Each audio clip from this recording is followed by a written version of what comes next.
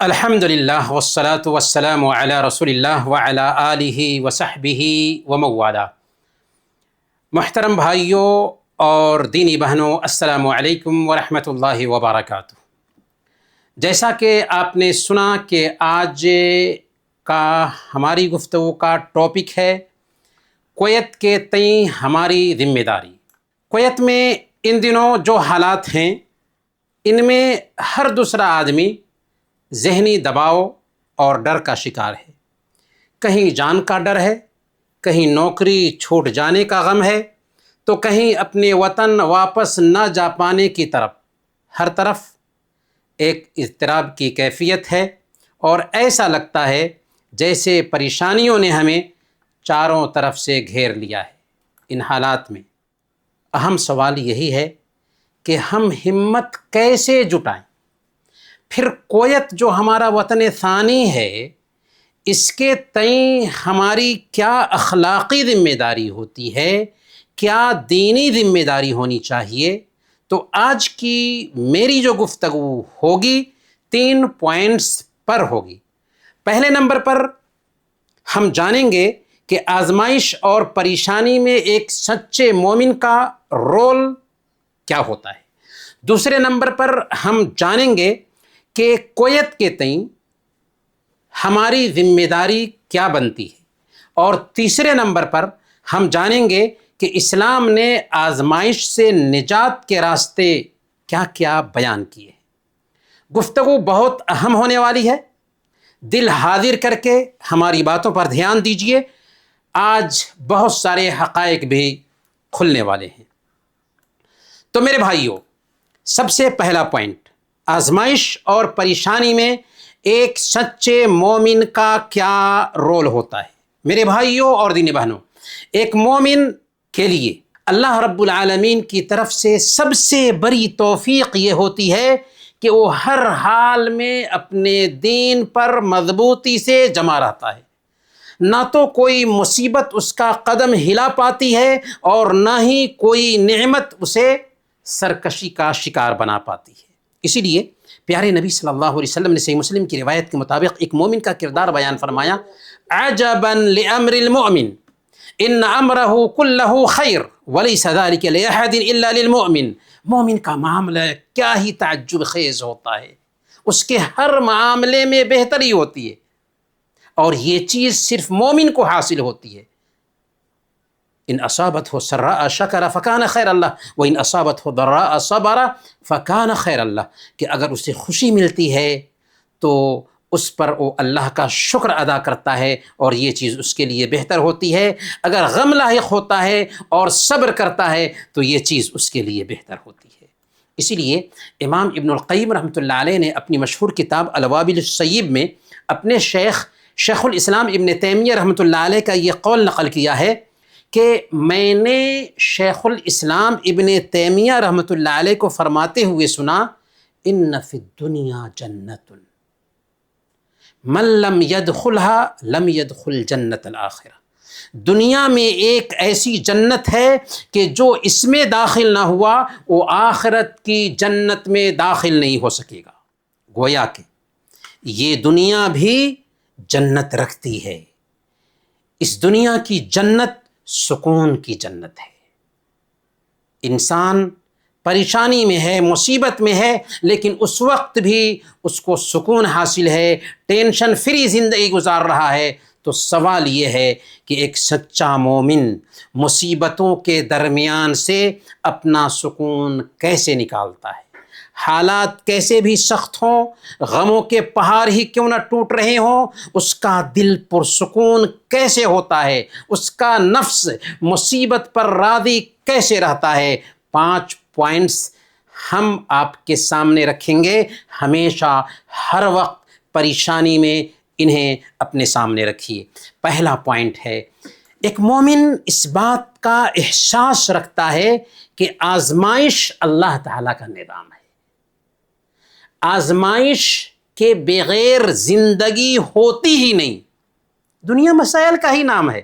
اس دنیا میں کون ایسا انسان ہے جو ہمیشہ خوش رہتا ہو؟ نہیں، کون ایسا گھر ہے جہاں ماتم نہ ہو؟ نہیں، مصیبتیں، پریشانیاں اور آفتیں زندگی کا اٹوٹ حصہ ہیں۔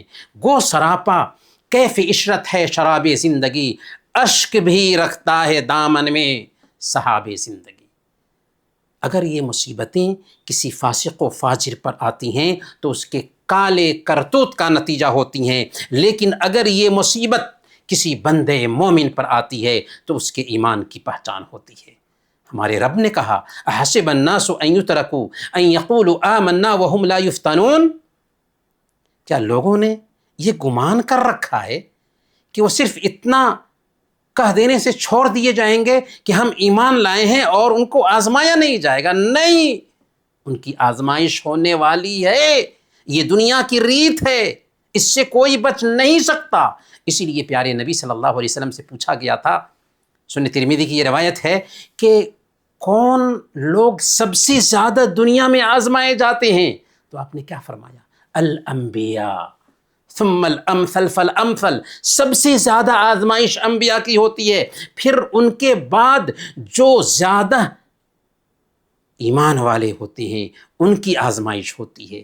یبتلی الرجل علی حسب دینہ، ایک انسان کی آزمائش اس کے دین کی مضبوطی کے مطابق ہوتی ہے، جتنا دین میں ہم مضبوط ہوں گے اتنی ہی آزمائش ہماری سخت ہوگی۔ تو گویا کہ پہلا پوائنٹ کلیئر ہوا کہ دنیا کی ریت ہے کہ یہاں آزمائش ہو، اور جو بندے زیادہ ایمان میں پختہ ہوتے ہیں ان کی آزمائش بھی سخت ہوتی ہے۔ دوسرا پوائنٹ ہمارے ذہن میں یا ایک مومن کے ذہن میں یہ ہوتا ہے کہ اس کی وجہ سے اس کو سکون ملتا ہے کہ پریشانی اچانک نہیں آتی، بلکہ یہ تقدیر کا لکھا ہوا ہوتا ہے۔ اللہ تعالیٰ نے ہمارے بارے میں فیصلہ کر دیا تھا کہ فلاں دن فلاں پریشانی سے دوچار ہونے والے ہیں۔ تو جب معاملات کا باغ و ڈور اللہ تعالیٰ کے ہاتھ میں ہے اور اسی نے فیصلہ کیا ہے، وہ ہمارا خالق اور مالک ہے، تو ہمیں تو چاہیے کہ اللہ تعالیٰ کے اس فیصلے سے خود کو راضی رکھیں۔ قُل لَن يُصِيبَنَا إِلَّا مَا كَتَبَ اللَّهُ لَنَا، آپ کہہ دیجئے کہ ہمیں کوئی چیز پہنچ ہی نہیں سکتی سوائے اس کے جو اللہ تعالیٰ نے ہمارے بارے میں لکھ دیا۔ تو آج ہم جس پریشانی سے دو چار ہیں یہ پریشانی تو لکھی ہوئی تھی، تو جب اللہ تعالیٰ نے ہمارے بارے میں جو ہمارا خالق اور مالک ہے لکھ دیا تھا کہ ایسا ہونا ہے فلاں دن یا فلاں دن سے فلاں دن تک، تو ہمیں ٹینشن میں کیوں آنا؟ وہ تو ہمارا رب ہے جس نے فیصلہ کیا تھا ہمارے بارے میں۔ تیسرا پوائنٹ ایک مومن کے سامنے یہ ہوتا ہے کہ یہ جو آزمائش ہے ظاہر میں آزمائش ہے لیکن اندر میں گفٹ لے کر کے آتی ہے، تحفے اس کے اندر چھپے ہوتے ہیں۔ ظاہر میں تکلیف ہے لیکن باطن میں رحمت ہے، تحفہ ہے، گفٹ ہے۔ سب سے پہلے نمبر پر اس میں ہمارے گناہوں کے لیے کفارہ ہوتا ہے، گناہ مٹتے ہیں۔ صحیح بخاری اور صحیح مسلم کی روایت ہے، اللہ کے نبی صلی اللہ علیہ وسلم نے بیان فرمایا ما یصیب المسلم من نصب ولا وصب ولا ہم ولا حزن ولا اذن ولا غم حتى الشوكة يشاكها الا كفر الله بها من خطايا۔ مسلمان کو جو تھکاوٹ، بیماری، فکر، غم، تکلیف اور پریشانی پہنچتی ہے، یہاں تک کہ ایک کانٹا بھی چبھتا ہے تو اللہ تعالیٰ اس کے بدلے اس کے گناہوں کو معاف فرماتا ہے۔ یہ پہلا نقطہ ہے جو دھیان میں رہنا ہے کہ پریشانی دراصل ہمارے درجہ کو بلند کرنے کے لیے آتی ہے۔ اسی طریقے سے اس کے ذریعہ اللہ تعالیٰ کیا چاہتا ہے کہ بندے کے لیے جو ہم نے مقام متعین کیا ہے اس مقام کو نہیں پا پائے گا بغیر آزمائش کے، تو اللہ تعالیٰ اس کو آزمائش میں ڈالتا ہے تاکہ اس مقام تک اس کو پہنچا دے۔ اسی لیے سنن ترمذی کی روایت ہے، اللہ کے نبی صلی اللہ علیہ وسلم نے بیان فرمایا یود اہل العافیۃ یوم القیامۃ حین یعطی اہل البلاء الثواب لو ان جلودہم کانت قرضت فی الدنیا بالمقاریض۔ قیامت کے دن جب آزمائش والے لوگوں کو اجر و ثواب دیا جائے گا تو عافیت والے، دنیا میں سکون سے جینے والے، دنیا میں آرام کی زندگی گزارنے والے تمنا کریں گے، خواہش کریں گے کہ کاش دنیا میں ان کی کھالیں بھی کینچیوں سے کاٹ دی گئی ہوتی۔ تو اللہ تعالیٰ ہمارے لیے جو درجہ متعین کیا ہوتا ہے، ہم اس درجے پہ نہیں پہنچ پا رہے ہوتے ہیں اپنے عمل سے، تو اللہ تعالیٰ تکلیف اور پریشانی سے دوچار کر کے اس درجے تک ہمیں پہنچانا چاہتا ہے۔ کتنا کریم ہے اور اب اسی طریقے سے اللہ تعالیٰ ہمیں کبھی کبھار بیدار کرنا چاہتا ہے، ہمارے درجہ کو بلند کرنا چاہتا ہے۔ اللہ تعالیٰ ہمارے لیے چیلنج لانا چاہتا ہے تاکہ ہم اپنے آپ کو سدھاریں، لعلہم یرجعون، تاکہ وہ ہماری طرف لوٹ آئیں۔ اسی لیے آزمانے کے لیے اللہ تعالیٰ، غفلت سے بیدار کرنے کے لیے اللہ تعالیٰ ہمیں آزمائش سے دوچار کرتا ہے۔ اور یہ بات بھی نوٹ کرنے کی ہے کہ سب کی آزمائش نہیں ہوتی، بلکہ جسے اللہ چاہتا ہے اسی کو آزماتا ہے۔ صحیح بخاری کی روایت ہے، اللہ کے نبی صلی اللہ علیہ وسلم نے بیان فرمایا، من یرد اللہ بہ خیرا یصب منہ، اللہ تعالیٰ جس کے ساتھ بھلائی کا ارادہ کرتا ہے اس کو مصیبت سے دوچار کرتا ہے۔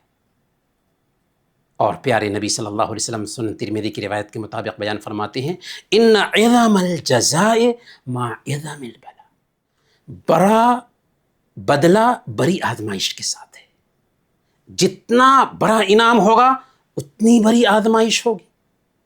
وَإِنَّ اللَّهَ إِذَا أَحَبَّ قَوْمًا ابْتَلَاهُمْ، اور اللہ تعالی جب کسی قوم سے محبت کرتا ہے تو انہیں آزماتا ہے۔ کیا پتہ چلا؟ پتہ یہ چلا کہ آزمائش آئی ہے ہماری زندگی میں، مصیبت آئی ہے ہماری زندگی میں، تو یہ ہمارے لیے خیر لے کر آئی ہے، بھلائی لے کر آئی ہے۔ چاہے بیماری کی مصیبت ہو، چاہے کام چھوٹ جانے کی مصیبت ہو، چاہے کسی بھی طرح کی مصیبت ہو، دراصل یہ مصیبت ہمیں اچھا بدلہ دینے کے لیے آئی ہے، ہمارے ساتھ اچھا کرنے کے لیے آئی ہے۔ تو یہ احساس دراصل ایک انسان کو سکون دلاتا ہے۔ چوتھا پوائنٹ ایک مومن کو یہ احساس دلاتا ہے، سکون کا احساس، کہ یہ جو مصیبت ہے، یہ جو پریشانی ہے، یہ پریشانی ایسا نہیں ہے کہ ہمیشہ رہے گی، نہیں، پریشانی آسانی لے کر آئی ہے۔ پریشانی آئی ہے تو اس کے پیچھے آسانی بھی ہے، پریشانی کے ساتھ آسانی ہے، پریشانی کے بعد آسانی نہیں۔ اللہ نے فرمایا ان مع العسر یسرا، تنگی کے ساتھ آسانی ہے، تنگی کے بعد نہیں۔ ذرا غور کیجئے، ان مع العسر، تنگی کے ساتھ آسانی ہے۔ تو تنگی آتی ہے ہماری زندگی میں تو آسانی لے کر کے آتی ہے۔ چنانچہ ایک مومن اس دل کے ساتھ جیتا ہے کہ اللہ رب العالمین اس پریشانی کو آسانی میں چینج کرنے والا ہے۔ الیس الصبح بقریب، کیا صبح قریب نہیں ہے؟ اگر اندھیرا چھایا ہوا ہے تو رات آئی ہے تو دن آنے ہی والا ہے۔ رات ہمیشہ نہیں رہتی، دن کا سورج نکلے گا ہی۔ تو اس احساس کے ساتھ مومن جیتا ہے کہ یہ پریشانی وقتی ہے، چند دنوں کے لیے ہے، اور یہ پریشانی آرام سے چلی جائے گی، اور یہ دراصل آسانی لانے والی ہے۔ تو اس کی وجہ سے ایک مومن عجیب طریقے سے قلبی سکون پاتا ہے، بحران میں بھی، پریشانی میں بھی۔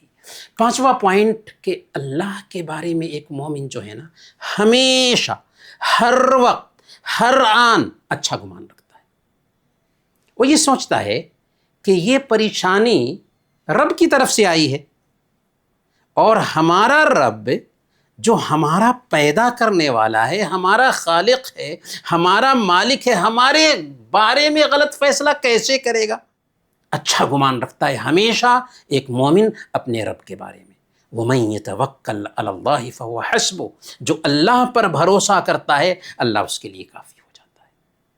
تو ایک مومن چونکہ اپنے معاملے کو اللہ کے سپرد کر دیتا ہے، اے اللہ تو نے ہمیں پیدا کیا ہے، تو ہمارا مالک ہے، تو ہی ہمارے معاملے کو سب سے بہتر سمجھتا ہے۔ اسی لیے اللہ کے نبی صلی اللہ علیہ وسلم نے بیان فرمایا کہ اللہ تعالیٰ فرماتا ہے انا عند ظن عبدی بی وَأَنَا مَعَهُ إِذَا ذَكَرَنِي، میں اپنے بندے کے گمان کے مطابق ہوتا ہوں، اور بندہ میرے بارے میں جیسا گمان رکھتا ہے ویسے ہی میں اس کے ساتھ معاملہ کرتا ہوں۔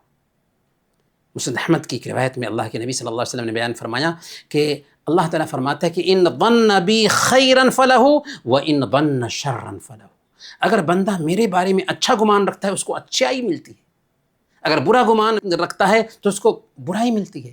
تو ایک مومن جو ہوتا ہے نا، اللہ کے تعلق سے ہمیشہ اچھا گمان رکھتا ہے، اچھا گمان رکھنے کی وجہ سے عجیب طریقے سے اس کو سکون ملتا ہے، عجیب سکون۔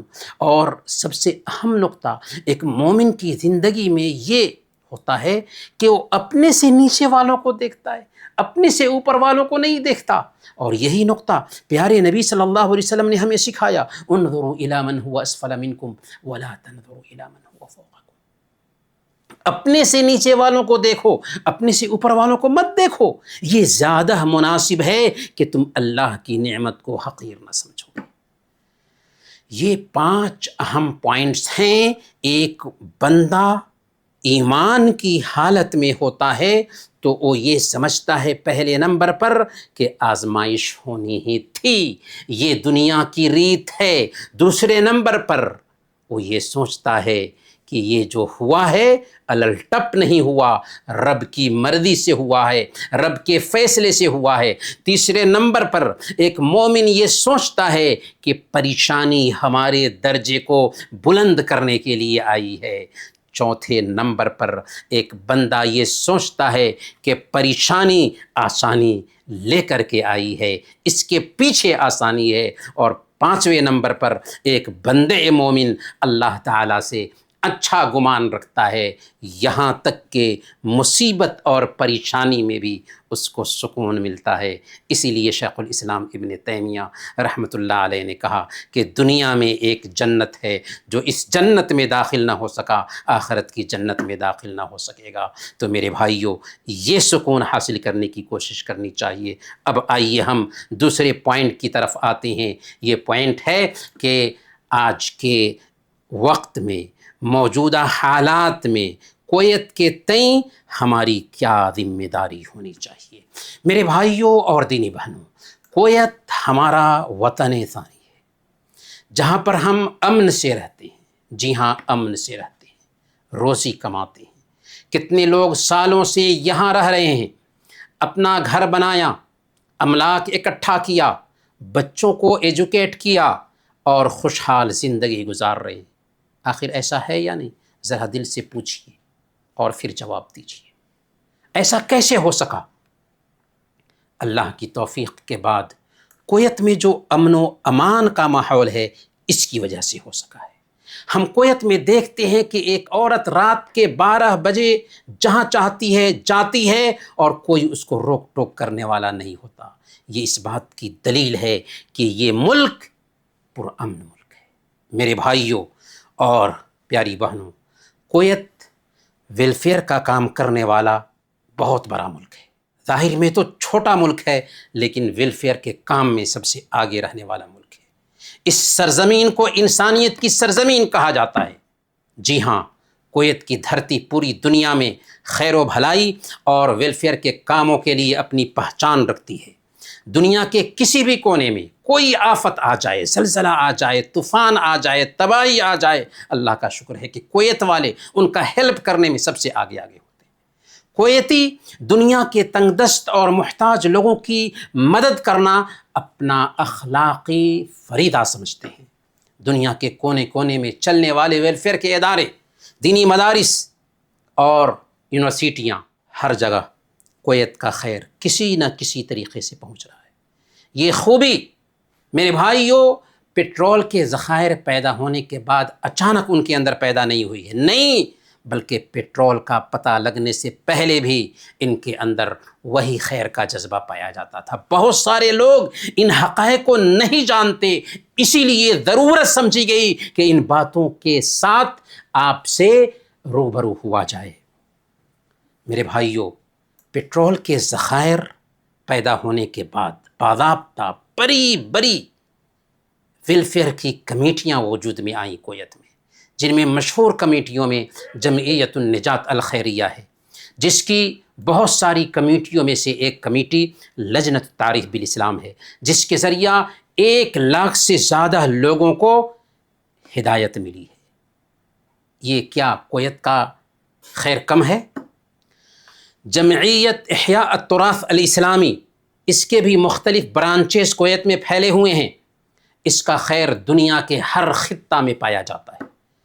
جمعیت العون المباشر، جس کے فاؤنڈر ڈاکٹر عبد الرحمن السمیت رحمۃ اللہ علیہ ہیں، جن کو فاتح افریقہ کہا جاتا ہے، جن کے ہاتھ پر افریقی کنٹریز میں 11 ملین لوگوں نے اسلام قبول کیا۔ یہ کویت کا خیر ہے۔ ان سارے رفاہی اداروں کا بنیادی مقصد یہ ٹھہرا کہ دھرم، نیشنلٹی اور رنگ و نسل کی تمیز کیے بغیر ہیومنٹی کی سروسز کی جائے۔ یہاں کی حکومت اور عوام سب کو کار خیر سے دلچسپی ہے، گہری دلچسپی ہے۔ حکومتی سطح پر اگر آپ دیکھیں تو کویت نے افریقی کنٹریز میں ویلفیئر کے کاموں کا جال بچھایا۔ ایشیائی کنٹریز میں کویت اپنے رفاہی اور انسانی کاموں سے پہچان رکھتا ہے۔ یورپی کنٹریز میں کویت نے تہذیبی اور ثقافتی سینٹرز قائم کیے، یونیورسٹیاں اور ہاسپٹلز کھولے، بلکہ 11 ستمبر کے بعد کویت نے اسلام کی اصلی شکل کو امریکہ میں پیش کرنے میں بنیادی رول ادا کیا۔ سالوں پر محیط خیر اور بھلائی کی کویت کھیتی کرتا رہا، اور اس کھیتی کو کویتی اور یہاں کے حکمراں سیراب کرتے رہے، یہاں تک کہ یونائٹڈ نیشن نے 2014 میں کویت کو گلوبل ہیومنٹی سینٹر قرار دیا، انسانیت کا عالمی مرکز قرار دیا۔ ایسی ہی گلوبل ہیومنٹی سینٹر کویت نہیں بن گیا، بلکہ اس نے جو خیر کی کھیتی کی تھی اس کی وجہ سے دنیا نے اس کو گلوبل ہیومنٹی سینٹر مانا۔ یہ کویت کے لیے بہت بڑے فخر اور اعزاز کی بات ہے۔ میرے بھائیوں، اگر آپ کویت کے اندرون کویت خیر کا جائزہ لینا چاہیں تو آپ کو پتہ چلے گا کہ کویتیوں میں خیر کے کاموں کے لیے اپنی زمینیں وقف کرنے کا رجحان بہت زیادہ پایا جاتا ہے، جس پر ہماری شریعت نے خود ہمیں ابھارا ہے۔ چنانچہ کویتیوں نے مسجدیں وقف کی، مدارس وقف کیے، شفاخانے وقف کیے، پبلک لائبریریاں وقف کی، دارالقرآن وقف کیے، پبلک شادی ہال وقف کی۔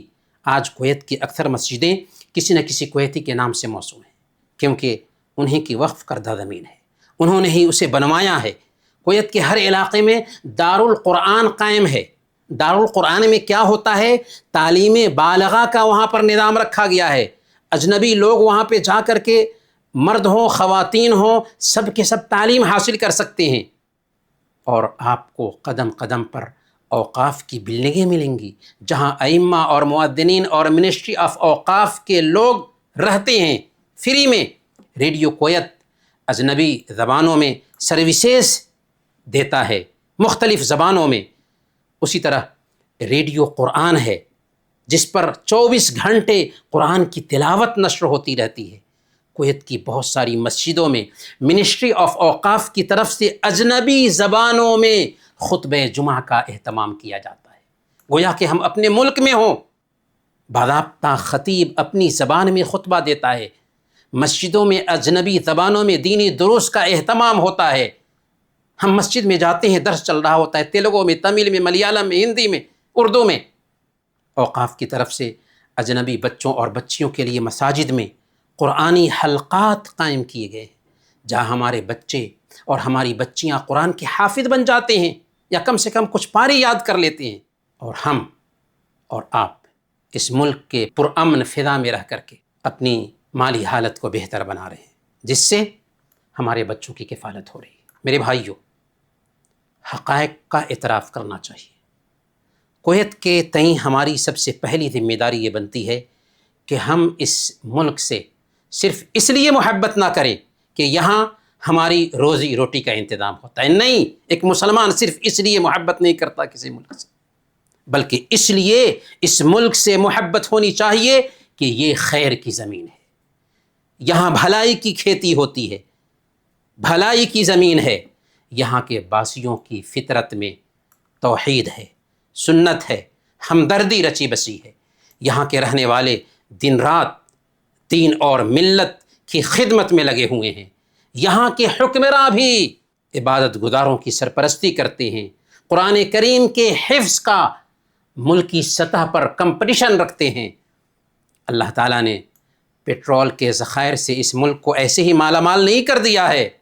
زبان ہے، جیسے چاہے بول دیں، لیکن حقیقت یہ ہے کہ اس ملک میں صحیح عقیدہ کا چلن ہے، دینی رجحان عام ہے، ملک کے خمیر میں خیر داخل ہے، اور اللہ تعالیٰ کا وعدہ ہے وَلَوْ أَنَّ أَهْلَ الْقُرَىٰ آمَنُوا وَاتَّقَوْا لَفَتَحْنَا عَلَيْهِمْ بَرَكَاتٍ مِّنَ السَّمَاءِ وَالْأَرْضِ۔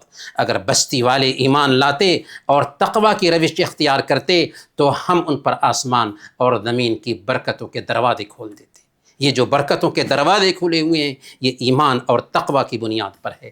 میرے بھائیوں اور دینی بہنوں، اس مناسبت سے مجھے اللہ تعالیٰ کا فرمان یاد آ رہا ہے، کلوا من رزق ربکم واشکروا لہ بلدۃ طیبۃ ورب غفور۔ کھاؤ اپنے رب کا دیا ہوا رزق اور شکر بجا لاؤ اس کا۔ اپنے رب کا ملک ہے عمدہ اور پاکیزہ، اور پروردگار ہے معاف کرنے والا اور رحم کرنے والا۔ اللہ کا یہ قانون ہے میرے بھائیوں کہ جو دوسروں کی مدد کرتا ہے اللہ اس کی مدد کرتا ہے، اور اسے آفات سے، پریشانیوں سے، مصیبتوں سے بچاتا ہے۔ آزمائش آتی ہے لیکن آزمائش جاتی بھی ہے۔ کویت کا یہ جذبہ خیر انشاءاللہ ہمیشہ اسے بچائے گا، اسے آباد اور شاداب رکھے گا۔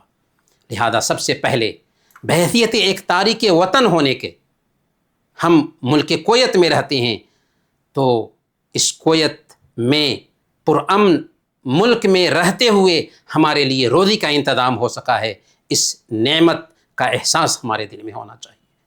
پھر اس ملک سے وفاداری کی مانگ ہے، اس ملک سے وفاداری کا تقاضا ہے کہ ہم اہل کویت کی خوشی کو اپنی خوشی سمجھیں، ان کے غم کو اپنا غم خیال کریں۔ میرے بھائیوں اور دینی بہنوں، اب ہم بہت اہم نقطے کی طرف آ رہے ہیں۔ میرے بھائیوں، ان حقائق کو سامنے میں رکھتے ہوئے، جنہیں جھٹلایا نہیں جا سکتا، جن کا انکار نہیں کیا جا سکتا، اب آپ غور کیجئے کہ یہ اور اس جیسے ممالک پر بمباری کرنے والوں، اس کے امن کو خراب کرنے والوں اور اس کے املاک کو تباہ کرنے والوں کو ظالم نہیں کہیں گے تو اور کیا کہیں گے؟ کتنے سادہ لوگ بھائی اسلام اور مسلمان کا نام سن کر دھوکہ کھا جاتے ہیں۔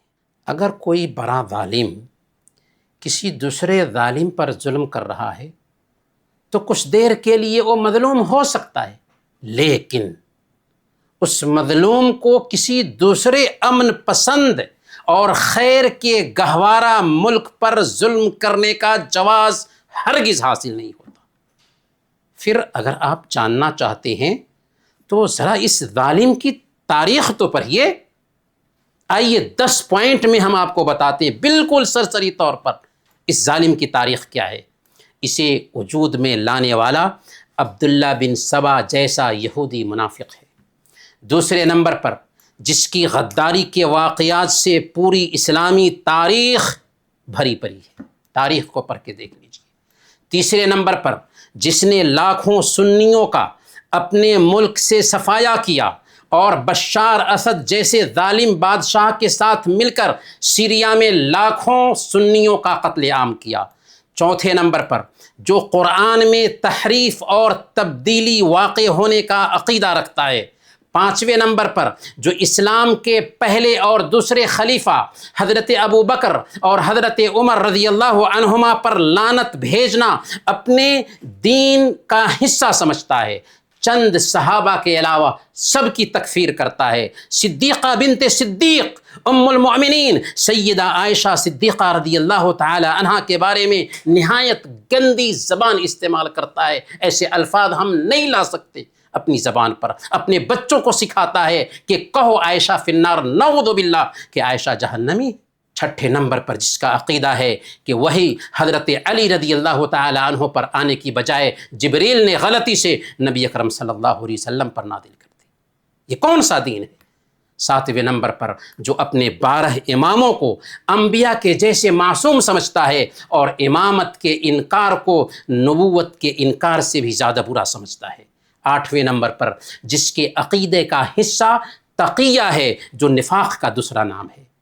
9ویں نمبر پر جس کے عقیدے کا حصہ متعہ ہے جو اس کے دین کا حصہ ہے، جس کو زنا کا دوسرا نام دے سکتے ہیں۔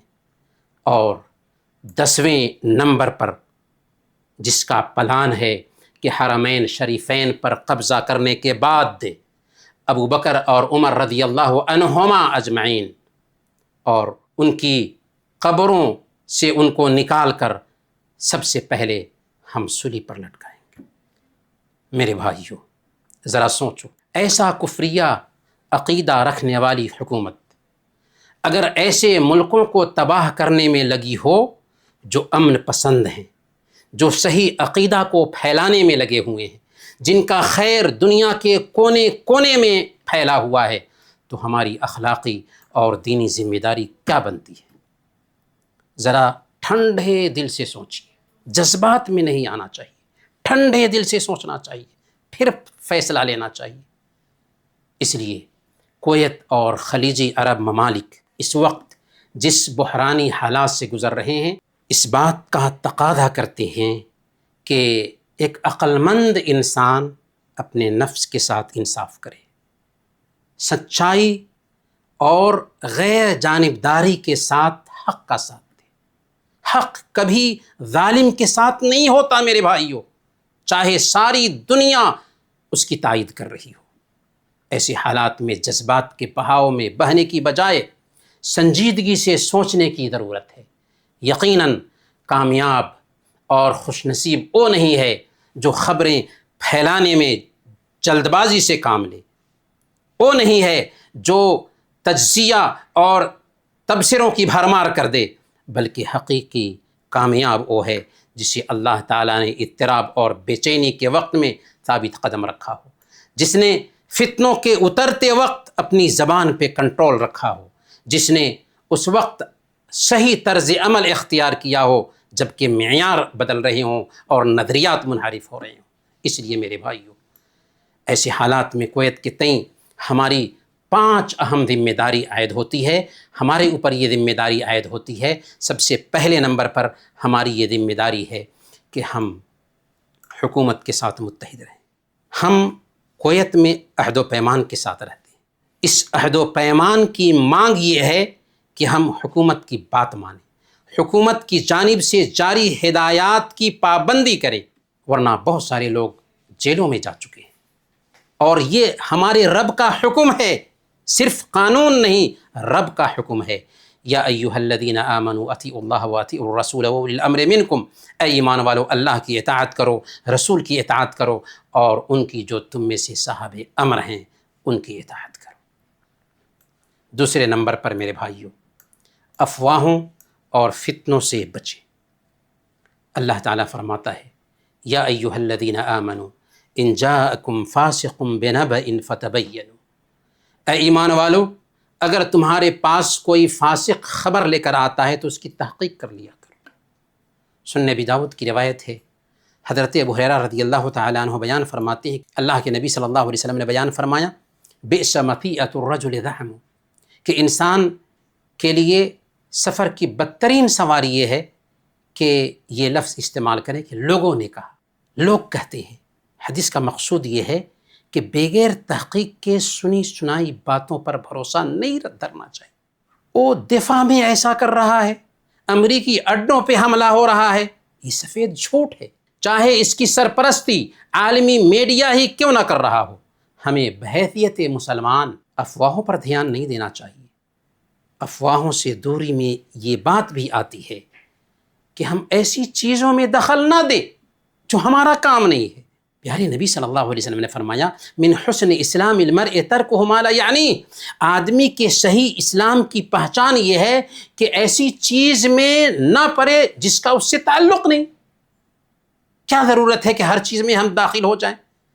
اور سوشل میڈیا پر خاص طور پر نگیٹو تبصرے کرنے سے بچیں۔ بحران کے وقت ہوتا یہ ہے کہ نگیٹو تبصرہ پٹرول پر آگ کا کام کرتا ہے، اس لیے افواہوں سے دور رہیں، زبان کو کنٹرول میں رکھیں۔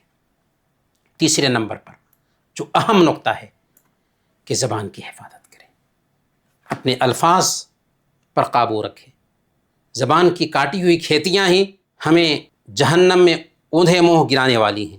اسی لیے حضرت معاذ بن جبل رضی اللہ تعالی عنہ کو نصیحت کرتے ہوئے اللہ کے نبی صلی اللہ علیہ وسلم نے زبان کی طرف اشارہ کرتے ہوئے کہا تھا امسک علیک ھذا، اسے اپنے قابو میں رکھو۔ ہمیشہ یاد رکھیں، ہر سنی ہوئی بات کہنے کے لیے نہیں ہوتی، اور ہر کہی جانے والی بات پھیلانے کے لیے نہیں ہوتی۔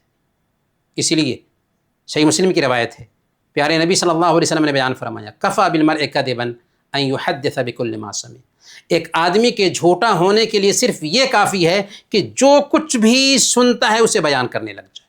اس لیے زبان کو کنٹرول میں رکھیں۔ ضروری نہیں ہے کہ ہر بات ہم بولیں۔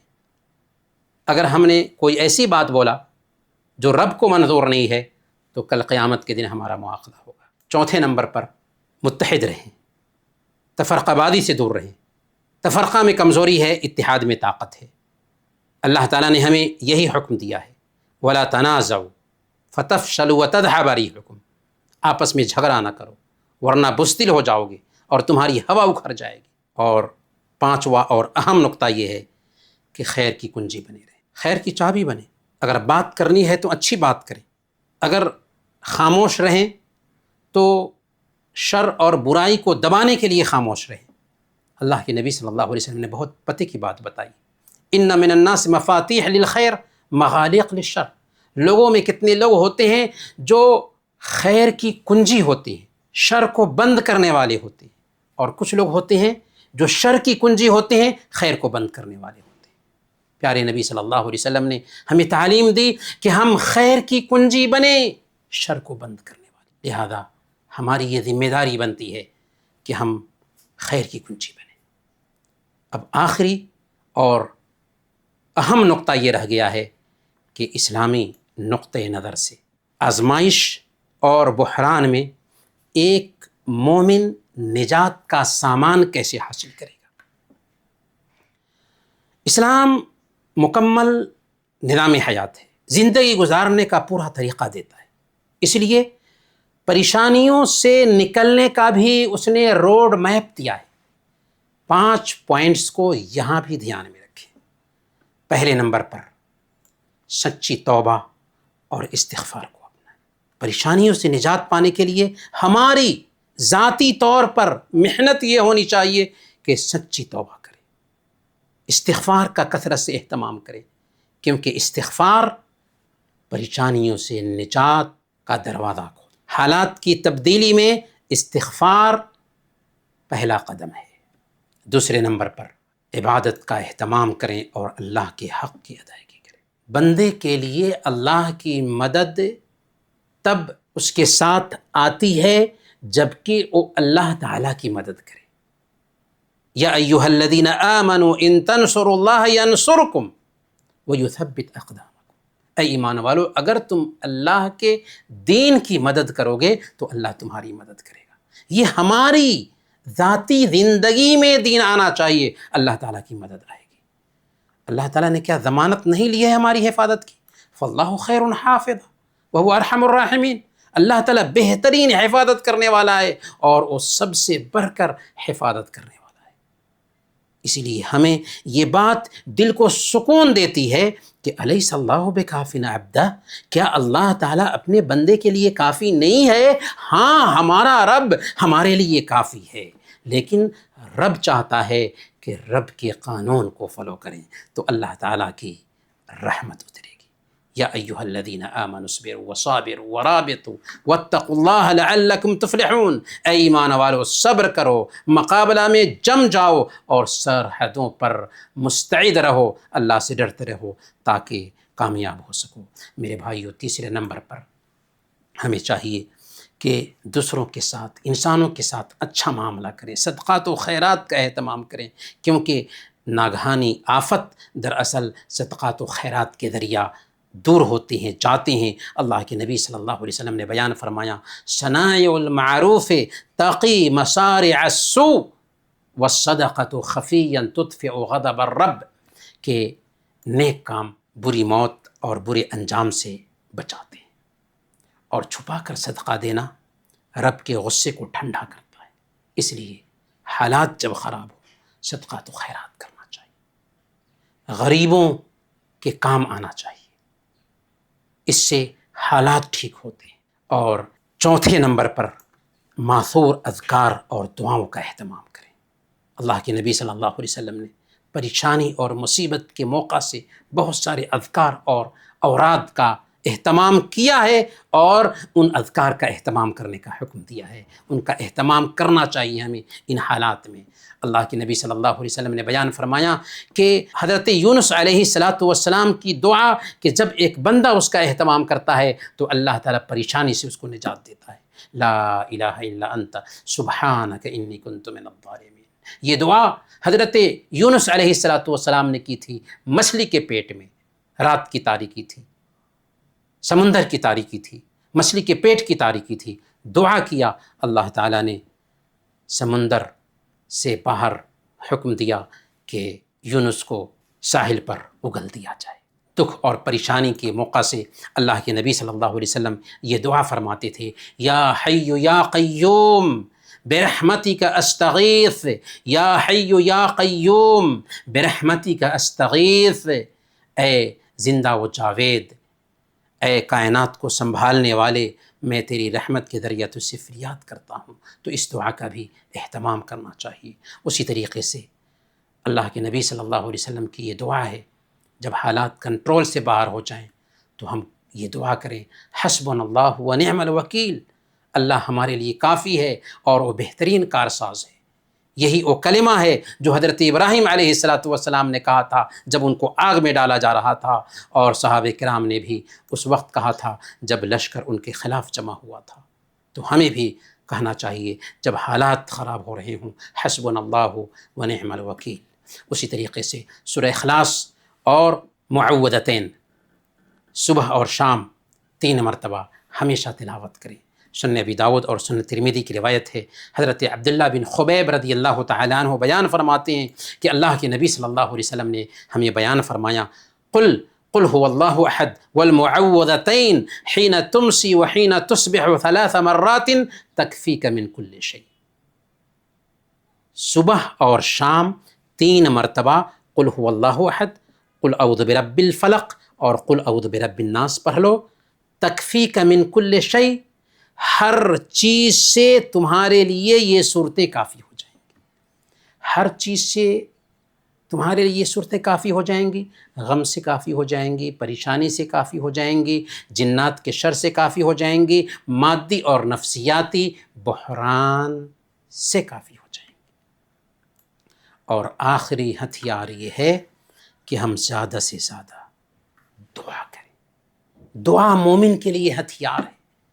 میرے بھائیوں، میری بہنوں، آپ کے پاس یہ وہ ہتھیار ہے جو کبھی مغلوب نہیں ہوتا، کیونکہ تکلیف کو اللہ تعالیٰ کے علاوہ اور کوئی دور کرنے والا نہیں ہے۔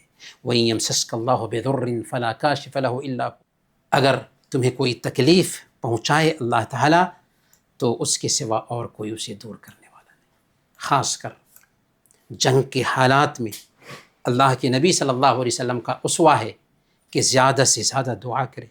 جنگ بدر کا دن ہے، اللہ کے نبی صلی اللہ علیہ وسلم نہایت ہی گریہ وزاری سے اللہ تعالیٰ کے سامنے ہاتھ اٹھا کر دعا کر رہے ہیں کہ اے اللہ، مجھ سے تو نے جو وعدہ کیا ہے اسے پورا فرما، اے اللہ وہ چیز عطا کر دے جس کا تو نے مجھ سے وعدہ کیا ہے۔ اللہم ان تہلک ہذہ العصابہ من اہل الارض لا تعبد فی الارض، اے اللہ اگر مسلمانوں کی یہ چھوٹی سی جماعت ہلاک ہو گئی تو زمین میں تیری عبادت نہیں کی جائے گی۔ اللہ تعالیٰ نے کیا کیا؟ مدد فرمائی۔ تو میرے بھائیوں، جنگ کے حالات میں زیادہ سے زیادہ اس ہتھیار کا استعمال کرنا چاہیے۔ اپنے حکمرانوں اور ذمہ داروں کے لیے دعا کرنا نہ بھولیں۔ پتہ نہیں کہاں سے یہ تصور آ گیا کہ حکمرانوں کو لوگ بد دعا کرتے ہیں، حکمرانوں کے لیے دعائیں کرنی چاہیے، ان کی سدھار کے لیے دعائیں کرنی چاہیے۔ فضیل بن عیاض اللہ والے ہیں، وہ کہتے ہیں لو ان لی دعوتا مستجابہ، بہت پتے کی بات کہا انہوں نے، لو ان لی دعوتا مستجابہ ما صیرتها الا فی الامام، اگر میرے پاس ایسی دعا ہوتی جو ضرور قبول ہونے والی ہے تو میں اسے اپنے حکمراں کے حق میں کرتا۔ اسی طریقے سے میرے بھائیوں، ہم کویت میں رہتے ہیں، کویت ہمارا وطن ثانی ہے، تو یہاں کے سیکورٹی اہلکار اور یہاں کی فوج کے لیے بھی دعا کریں، جو ہمارے امن کے لیے راتوں میں جاگ کر کے ہماری حفاظت کرتے ہیں۔ میرے بھائیوں، بحران اور پریشانی کتنی ہی سخت کیوں نہ ہو، حالات کتنی ہی سنگین کیوں نہ ہو، ان کا ایک رب ہے جو ہم پر ہماری جانوں سے زیادہ مہربان ہے۔ ان مشکل حالات کا ایک وقت مقرر ہے جن میں یہ ختم ہونے والے ہیں، لہذا میری بات کا خلاصہ یہ ہے کہ ہم خود اطمینان کا ذریعہ بنیں، گفتگو کریں تو اچھی گفتگو کریں، آپس میں اختلاف سے بچیں، رب پر بھروسہ کریں، اپنی زبان کو کنٹرول میں رکھیں، ایسی باتیں کہیں جو ہمت بڑھانے والی ہو، بے چینی پیدا کرنے والی نہ ہو، حوصلوں کو پست کرنے والی نہ ہو۔ ہمیشہ یاد رکھیں کہ سختیاں ہمیں ہرانے کے لیے نہیں آتی، بلکہ ہمارے لیے چیلنج ہوتی ہیں، ہمارے حوصلے کو مضبوط کرنے کے لیے آتی ہیں، ہمیں اپنے رب سے قریب کرنے کے لیے آتی ہیں۔ لہذا خیر کی چابی بنیں، خوشخبریاں پھیلائیں، لوگوں کو دور نہ کریں، رب سے اچھا گمان رکھیں، کیونکہ جو رب پر اعتماد کرتا ہے وہ کبھی ناکام نہیں ہوتا۔ آئیے ہم اخیر میں دعا کرتے ہیں، الہ العالمین تو کویت اور اس کے باسیوں کی حفاظت فرما، الہ العالمین تو ہم سب کی حفاظت فرما، الہ العالمین کویت کو امن و سکون کا گہوارہ بنا دے، الہ العالمین ہمارے دلوں میں الفت پیدا فرما دے، الہ العالمین ہماری صفوں میں اتحاد پیدا فرما دے، الہ العالمین ہمیں حاسدوں کے حسد سے اور دشمنوں کے شر سے محفوظ رکھے، الہ العالمین امیر کویت کی حفاظت فرما، انہیں ملک و قوم کے لیے بہترین فیصلہ کرنے کی توفیق عطا فرما، الہ العالمین جو لوگ بھی مسلم ممالک کے خلاف برے ارادہ رکھتے ہیں، الہ العالمین ان کی چال کو انہی پہ الٹ دے، الہ العالمین ہمیں سلامت رکھ، ہمارے بچوں کو سلامت رکھ، زندہ رکھنا ہمیں تو ایمان پر زندہ رکھنا، وفات دینا تو ایمان پر وفات دینا، آمین۔ وصلی اللہ علی نبینا محمد وعلی آلہ وصحبہ اجمعین، جزاکم اللہ خیرا۔